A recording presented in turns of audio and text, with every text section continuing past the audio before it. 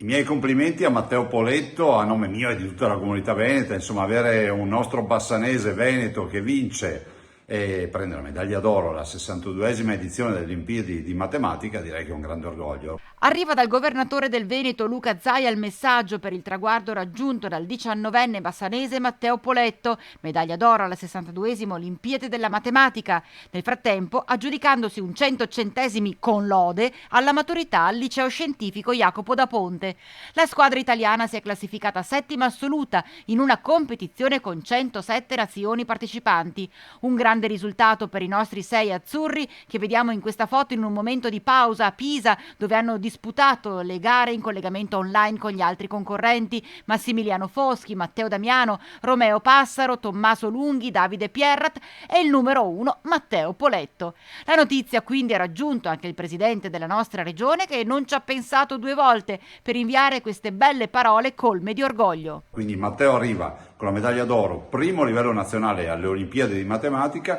e 10° posto assoluto a livello mondiale, quindi in merito suo, bravo Matteo e direi anche bravi gli insegnanti, bravi tutta la squadra del liceo Jacopo da Ponte di Bassano. Quindi se vinciamo e vinceremo medaglie d'oro alle Olimpiadi con i nostri veneti a Tokyo, ma ne abbiamo già vinta una ovviamente alle Olimpiadi di matematica con Matteo Poletto. Bravo!